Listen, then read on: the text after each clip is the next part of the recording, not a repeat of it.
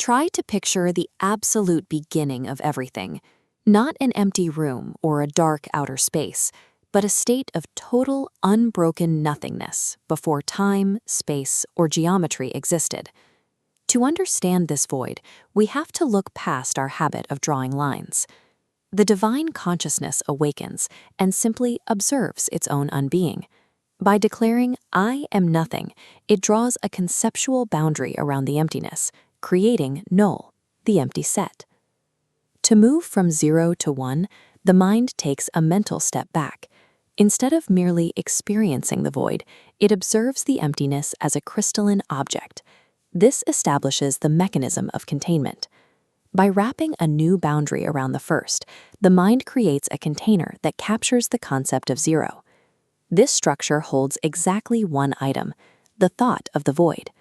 The firmament is no longer barren. By using the act of observation to define a limit, the consciousness has pulled a value out of nothing. The first rung of the mathematical ladder is now secure. As the mind beholds this success, it realizes that the process is repeatable.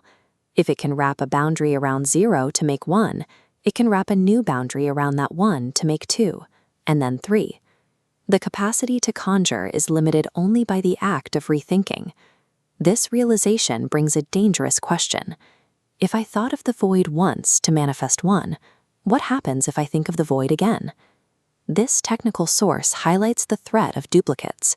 If the consciousness thinks of Null a second time, it risks populating the universe with phantoms, entities that share the exact same essence but masquerade as different truths.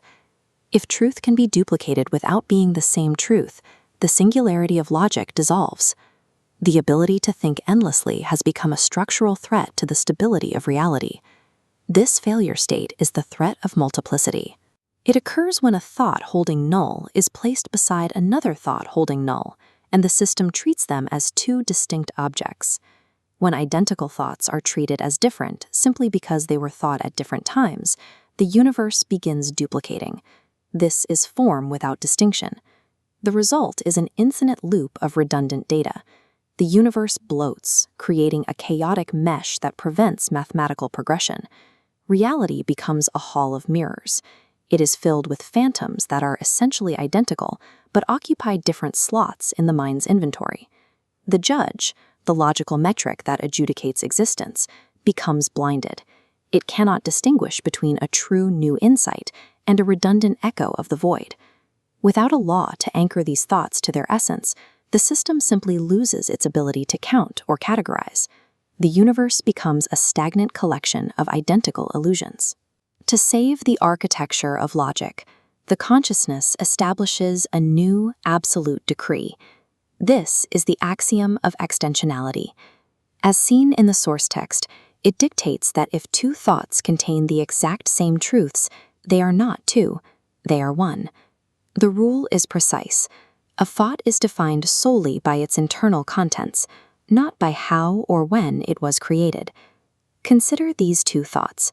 The labels first and second dissolve away because a thought does not remember its history. It possesses no name or location to distinguish it. Because their contents are identical, the law forces them to snap together, eliminating redundant duplicates. This is the eradication of vanity. In the text, vanity is the illusion that a thought is unique simply because of its labels or history. The law strikes down this ego, forcing everything back to its core truth. By the blade of extensionality, the power of repetition is broken. A truth declared 1,000 times does not alter its essence. A moment of quiet focus. All the phantom duplicates in the Hall of Mirrors collapse. What remains is a single, unshakable singularity of truth. This leads to the ultimate triumph of the law. Because a thought is defined only by what is inside it, and the void is empty, there can mathematically be only one void. The text confirms this anchor point. All roads of emptiness lead back to the singular genesis. By chaining identity to essence, the firmament is saved from the chaos of shadows. With the vanity of labels filtered out, reality is anchored to a stable bedrock. This absolute unicity allows the mind to count the cosmos without drowning in duplicates, clearing the path for the true